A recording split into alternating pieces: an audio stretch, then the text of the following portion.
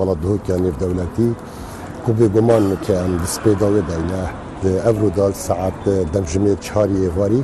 اف فيلم بيستفالا ديتا فاكرين في هولا بشتنا هولا كونفرانسان كو افا هشتامين جرى اف فيلم بيستفالا في باجيرو تريما كردستان دا همو سينما كارو همو فيلم كردي تنافقو دا وردي تاو دفما إلو روجك جلك بجوش وخروشة وكو روجك ججنك ونتوية چونك ام هسبت كينوا برهمين جلك باش دوان چند روج دات هدا هنا نشاندان لفي فيلم بيستاباله زۆر باشە کاک ماسۆت کە ئەمڕۆ کاتژمێر چوارەم فستیڤالە دەست پێ دەکا ئایا ئامادەکاریەکان بە پێویست کراون ئامادەکاریەکان لە ئاستی ئامادەکاری فستیڤالە نێودەوڵەتیەکاندان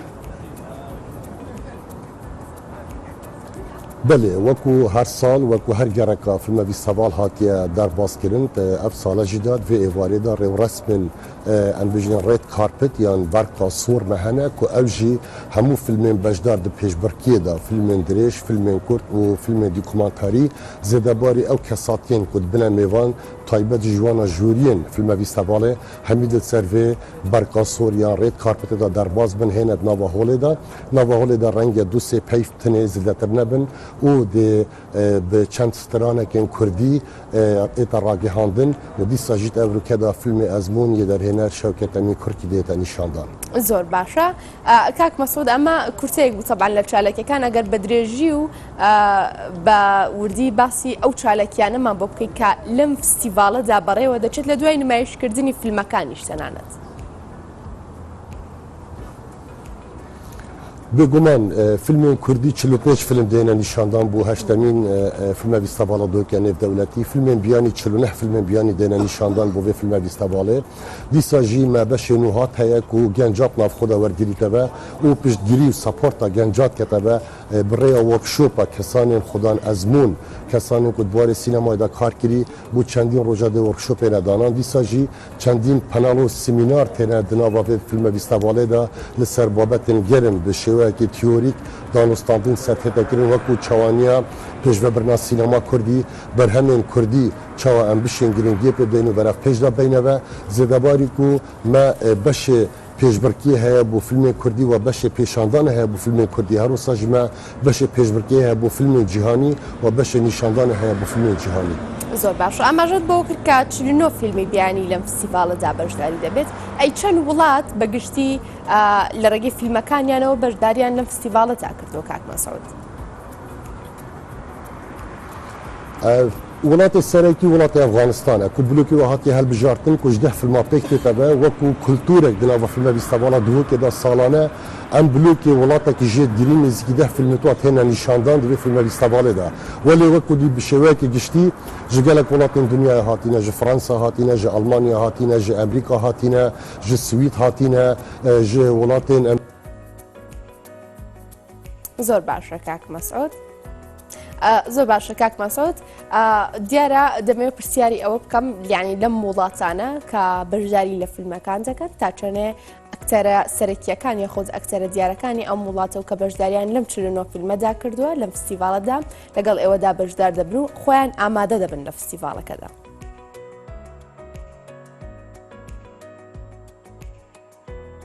دیارە کاک مەسعود بە باشی گوێبیستی من نییە خۆشەویستان دەمەوێت بەشێک لە زانیارەکان کە لەگەڵ کاک مەسعودا گفتوگۆمان لەسەر کرد بۆ ئێوەی بخەبەڕوو دیارە ئەمڕۆ ئەم فستیڤالە کە هەشتمین فستیڤاڵی فیلمی نێودەوڵەتیە لە دهۆک بەڕێوە دەچێت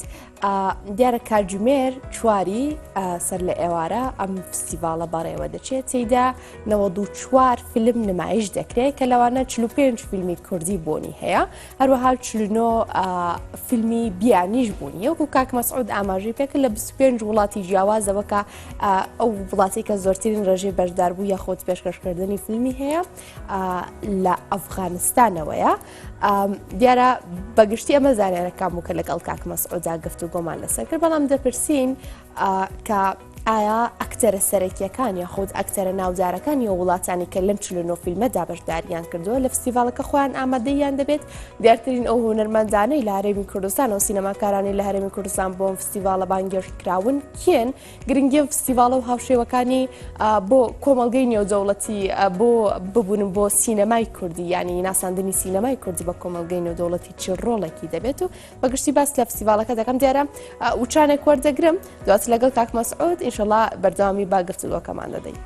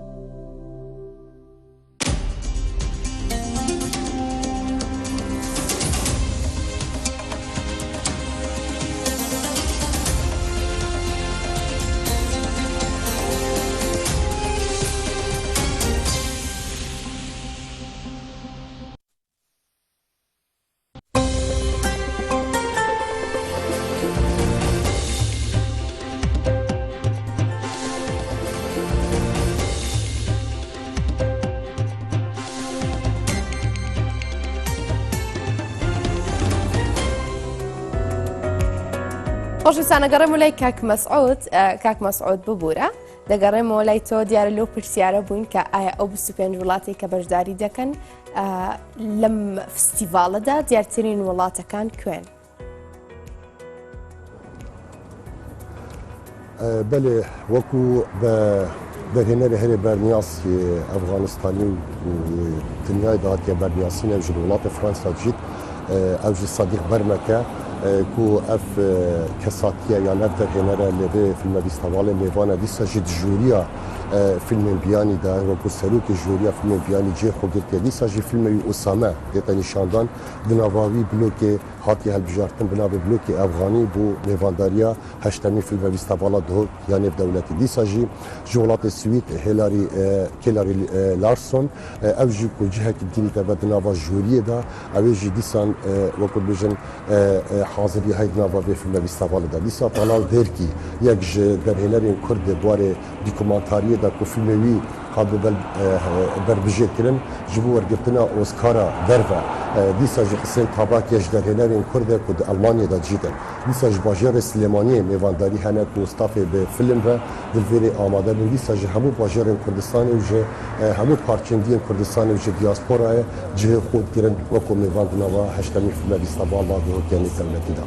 کاک مەسعود ئەو 49 فیلمە بیانی کە لەم فستیڤالەدا نمایش دەکرێن ئایا ستافی دروستکردنی ئەم فیلمە و ئەکتەرەکانی و دەرهێنەرەکان ئامادە دەبن لەم فستیڤالە خودی خۆیان ئامادەیان دەبێت؟ خود دو بەشن من گوتەتە بەشێک و دنەوە پێشبڕکیەدا ئەم بێژین کو فیلمی درێژ فیلمی دوکومانتاری شۆڕ فیلم ئەو دەرهێنەر و ئەکتەرێن سەرەکیت ئێنە بانگەهێشتکردن یان تێنە میێوانکردن لێ فیلمێک بۆ سکرینکە یان بۆ نیشاندانە بیتن ئەو تنێ فیلمێ وا تێتە میێوانکردن بەروێژیدا ئەس باوەرم ژێوا فیلمە مەگوتی نزیکی 120 کەسێکا میێوانن و بە فیلمت خۆ هاتینە بە فیلمت خۆدە بەشدار بنداوە فیلمە بیستەواڵە دوورکەدا زۆر باشە ئەی کاک مەسعود ئەو بڵین هونەرمەند و ئەکتەر و سینەماکارە کوردەکان تا چۆنێ لەم فستیڤالەدا ئامادەیان دەبێت تا چونێکیان بانگەشت کراون دیارترین ئەو هونەرمەندانەکێک کە لەم فستیڤالەدا ئامادە دەبن بە خۆیان و فیلمەکانیانەوە چەبان پرسیارێکە geleka جوانە چکە براستیان کەبینە دەبن زەختێکە geleka مەزندا هەموو سینەماکار حەزکە لەبێ فیلمە بیستەواڵێ میێواندن هەموو هۆنەردوستن کو ji هۆنەری حەزکەن لەبێ فیلمە بیستەواڵێدا میێواندن وەلی جihê wê çendê naketebe tinê ew karê melserkiriye ve bu hemî gerên bîstevalê jî bara bikir ew e em rêv mêvandariyê deyne wan sînemakarên ku berhemê xwe hey yan karê kiriye ve büyük karî bêne wergirtina binava fîlme bîstevalê de dev sala jî de ez bawerkêm gelek ji sînemakar û derhênerên Kurd û ekterên Kurd mêvanên ku filmek wa hatine wergirtin hindek jwana beşê pêşbirkiyê de hinek jwan di beşê pêşandanê da ku divan rojan da ew jî dê rewşeka diyexne fîlme bîstevala dûrkir باشە ئەی لیژنی هەڵسەنگاندن بوونی دەبێت لەم فستیڤالەدا بۆ هەڵسەنگاندنی فیلمە کوردەکان و بیانەکانیش کاک مەسعود بله بگومان مبرمی که بحث کرده یعنی نو که مثلا ناف گوتن صدیق بربک یک سروکی جوریا فیلم بیانیه جبو فیلم بیانی هاتی هلبجارتن حسین طابق سروکی جوریا فیلم کردیه یندریش هاتی هلبجارتن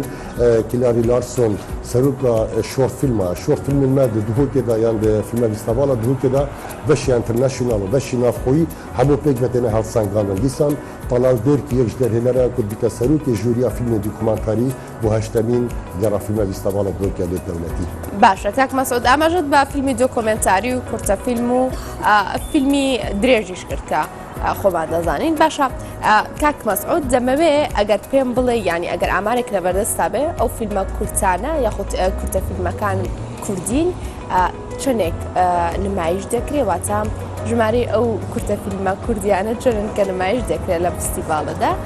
هەروەها زیاتر ناوەڕۆکی فیلمەکان لە چیا خۆی دەبینێتەوە تۆ زۆر ئاماژەت لە دۆکۆمنتاری کرد لە سەرەتای پرۆگرامەکەەوە بەگشتی بابەتی سەرەکی فیلمەکان کە لە فستیڤالەدا لە بیانی و لە نێو خۆی چین کە نمایش دەکرێت. بله پێشبرتیا فیلم کوردی 12 شورت فیلمن یان 12 کورتە فیلمن دیسان ji بۆ نیشاندانê 12 کورتە فیلم hene بۆ نیشاندانê dîsa fîlmên dirêj me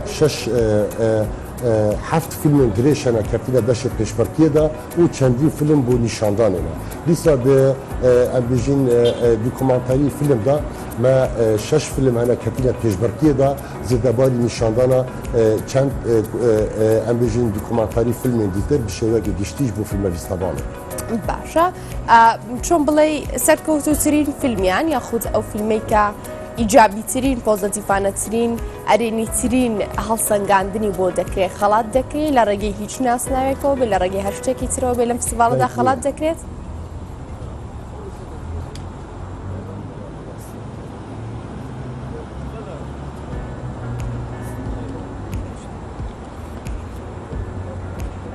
کاک مەسعود ئەگەر گوێبیستی منی دەمەوێت پرسیاری ئەو بکەم کە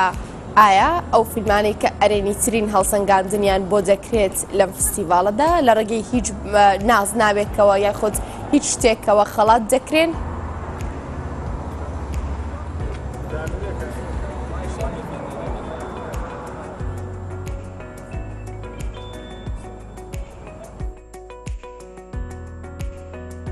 کاک مەسعود ئەگەر گوێبیستی منی ئایا ئەو فیلمانەی کە ئەرێنیترین هەڵسەنگاندنیان بۆ دەکرێت لەلایەن لێژنی هەڵسەنگاندنەوە کە خودی خۆت ئاماژەت پێکرد ئامادەییان دەبێت ئایا خەڵات دەکرێن لە ڕێگەی نازناوە بێ یاخۆ شتێکی مانەویەوە بێ لە فیلمەکانی تۆ چۆن بڵێ پلەی یەکەم بەدەست بێنێ لە ئەرێنی بوونی هەڵسەنگاندنەکانیدا؟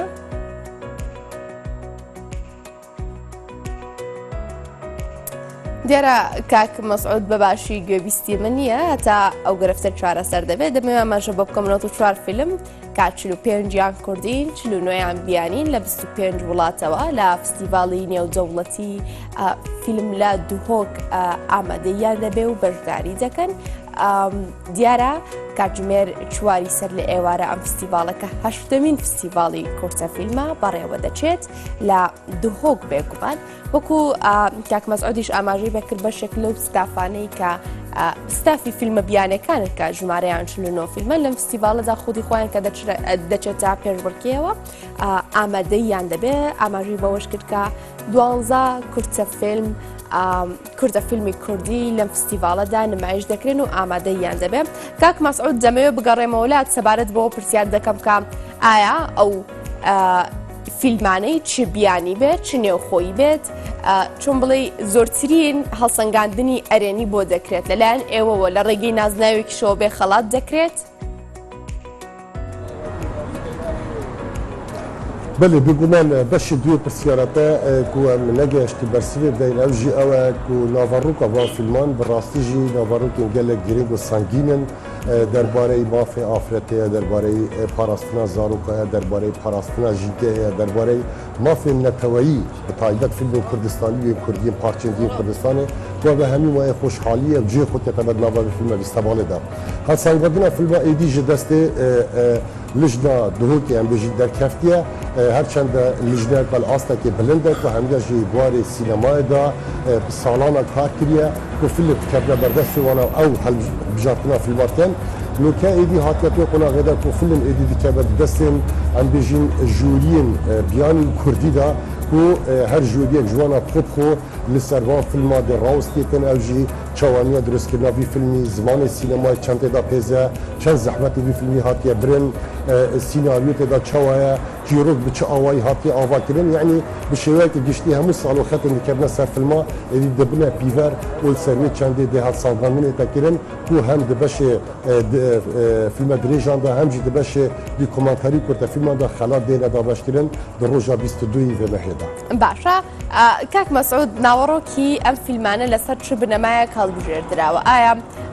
نوێگەری یاخود تازەی فیلمەکە کاتی بەرەمهێنانی نمایش نەکردنی ئەم بابەتانە تا چەندێک ڕۆڵی هەبوو لە هەڵبژاردننی ئەم فیلمانەدا یاخود ئەو کەسانی کە فیلمەکانیان یاخود ئەو ڕێکخراوانی کە فیلمەکانیان بۆ ئێوە پێشنیاز کردەوە بۆ نمایشکردنی لەم فستیڤاڵەدا ئێوە وەرتانگرتون یاخود بڵێ لەسەر چ بنەمایەک پۆلێن کراوە بنامال دف منینه بنامال دف در هنرات میتبه او در هنری که کات کنه و بنابا فیلم خدا او چه بابت هل بجرد آزادن ام جلو گوره بابت دنیای که آیا او بابت گنجای ام تشین وکو ناو لبنی بابت سینمایی و وی آستی ببینه و که دیتا نشاندان بنابا فیلم بیستواله دا بابت جورا و جورن بابت لسر ما برین کجی آماجه پیکنه و لسر غربت مدیتینه بابت لسر بابت نتوایی او ظلم و زوریات تکرن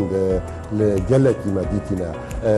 فیلم درباره مافین زاروکا فیلم درباره مافین جنا فیلم درباره پاراستنا جنگه و براستی اوجی بابت گلک جورا و جورن یعنی بکرتی امشین بجین ادی هر بابت که بزمانه که سینمایی باش هادیت چکرن جه خودنا و هشتمی فیلم فستیوالا دوکیانه دولتی دکتریه باشە کاک مەسعود ئەم فستیڤاڵە هەتاکەی بەردەوام دەبێت هەروە دەمەوێت لەگەڵ ئەوەدا بەشی دومی پرسیارەکەم ئەو بێکە ئایا گرنگی ئەم فستیڤاڵە و هاوشێوەکانی بۆ ناساندنی سینەمای کوردی بە وڵاتانی جیهان بە وڵاتە نێودەوڵەتیەکان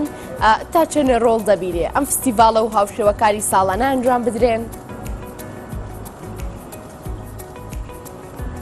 بگویم بیستوال جه 15-11 افسانه دست پید کردن تا 22-11 تنه بو آگداری کردن اولا دیروکا دانانا بیستواله چون سالانه بیستوال نهی نه تیت انجام دان و تا 16 نه بردام بید ولی افسانهش بر صدام کرونا و هل بجارتن عراق هاتینا کردن مدیتا و کدگل کاریگری ل بیستواله تکرین ام نچار باین اینا پی و 11 دا درباره ام بجین کو سالانه اویستواله بیت گران و گرینگیا به ویستواله دیگل هاو شوین کو ام بجین في دبری تینا کرن ام ویستواله دوی که نبتنه ویستواله دوی که بیرین ام بینی ویستواله هریبا کردستانه ام بینی ویستواله همی کردا هر چهار پارچن کردستانه براستی چونکه همو بیانی وقتا تینا داوری ویستواله دا حسب کنه و ویستواله ملک و موره که نتوایی پیدا حسب کنه و اف ویستواله بدو شناسا کردی داد گریتن دوید خو اثبات بکته و کوه کو چادره که همو سینماکارین کرد همو هنرمندین کرد به وان هشت روزا دا ویرد کن بنوه به برهم خو به معرفه و به نقاش و دانستاندن خو جبر ویجی مناف لینا وکو جشن کنه تویه جبه همو سینماکارین کرد هم هیوی خازین دیگر افساله جدا بی آوای بیتو سال دات هجیل آستا که بلترم بشه به فیلم بیستواله بردوام بکنید ئینشاءالله کاک مەسعود عارف بەرپرسی ڕاگەیاندنی ئەشتەمی